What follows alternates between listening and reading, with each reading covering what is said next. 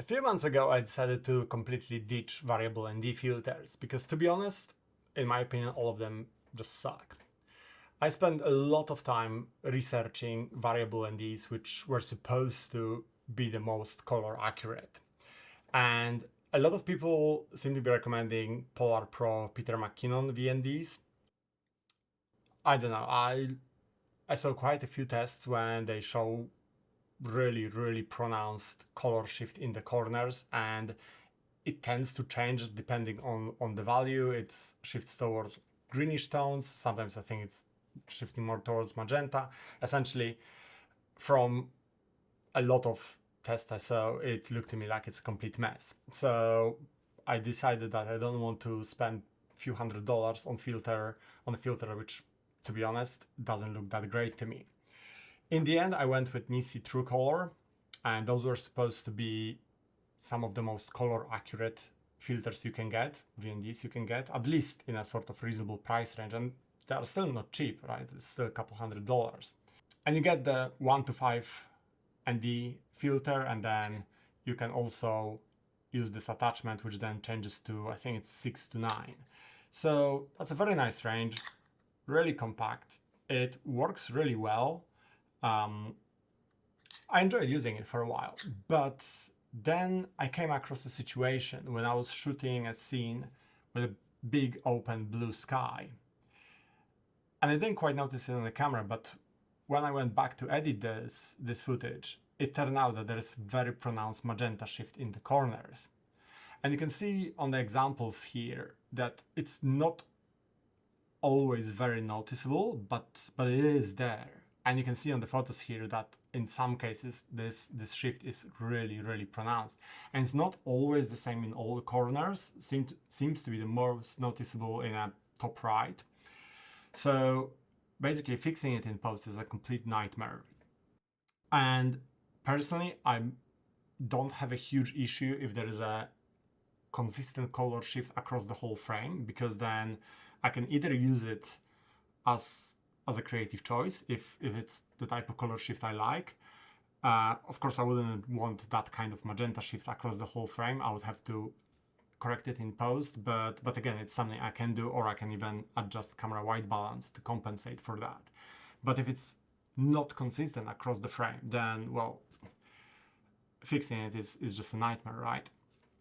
So again, spent even more time looking into it and basically came to the conclusion that any kind of VND will have some sort of issues, at least in a specific scenario or a particular setting, right? Because at the end of the day, you're just rotating two pieces of glass.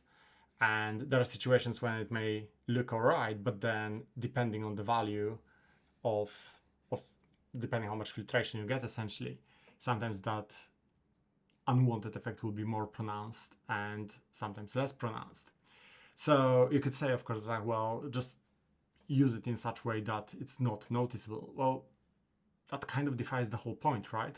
I have VND because I can adjust it to different lighting conditions. I don't have to switch filters. I don't have to change other settings on the camera. Basically, I just rotate the filter. If I cannot do it because at certain settings it just doesn't work, and also it may not always be very obvious if you're just using the built-in screen on the camera and you not external monitor, then yeah, that's kind of pointless for me. So I decided that basically the only solution was to go with ND filters which have fixed value. And I decided to go with Polar Pro. And that's actually quite funny because originally when I picked the VND, well, I pretty much discounted Polar Pro for two reasons. First of all, I didn't like the fact that it had that shift in the corners, the VND one. But also I wasn't a huge fan of their design. I mean, the fact that they are magnetic and they lock in place, that's great, right? But my issue was that they only come in 82mm size. A lot of my lenses are 67mm. And then basically it meant that I had to use this adapter ring. And to be honest, I think it looks a bit ridiculous. It is quite big. But now that I usually have cage mounted on my camera, it kind of looks all right. It doesn't bother me as much. It's still sometimes annoying because I tend to wear my camera very often on the strap of my backpack using Peak Design clip, and this part can sometimes dig into my chest depending on if the strap is a bit loose or something. So it's not ideal, but it's alright. The whole magnetic system works really well, and I went with Chris Burkard's series of filters. So basically I have ND8 and ND64, so 3 stops and 6 stops. And to be honest, I much prefer them. You can see some examples how they look like and how they look like in comparison to NiSi. And you can probably see that there is a color shift, but it's consistent across the frame, as you would expect from a filter that has fixed value, right? So the shift is slightly towards green and yellow tones. And to be honest, with the right kind of post-production, I actually quite like this look. So I don't mind it too much. And if I need to get rid of it, well, I can either adjust white balance settings and green magenta shift in camera and basically compensate for it if the filter is permanently on the lens, or I can just fix it in post, just do a little bit of color correction, and it's easy enough to fix if it's consistent across the whole frame. So yeah, this setup's been working really well for me. The whole filter with like this front and rear cap is a bit bulky and it is a bit heavy for what it is, but at least it is pretty bulletproof.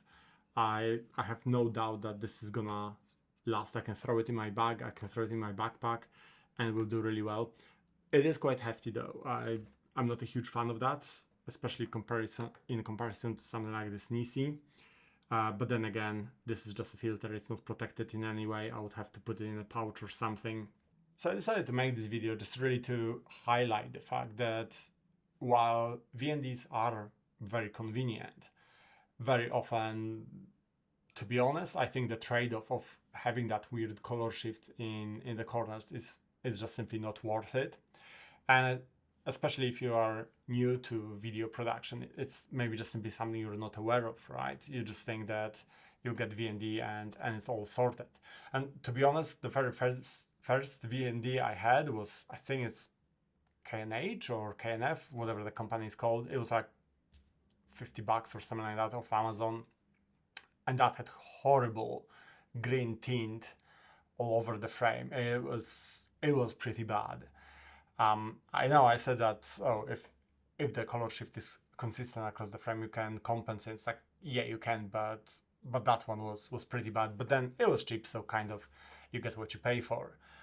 But when you spend a couple $100 on a filter, you expect that it will perform reasonably well, right? So just to finish this video, if you came across any VNDs that don't have weird color shifts like this, please do let me know. I would be interested to try them out. And yeah, if you struggle with finding one that works for you, then probably the solution is the same as it was for me. You just may need to use fixed value NDs, and yeah, it's slightly less convenient, but to be honest, 90% of the time I can just put one of those filters and it will stay on my camera, and then occasionally I just switch them or stack them if needed, but it's nowhere near as inconvenient as I was originally expecting it to be, and I should have done it sooner.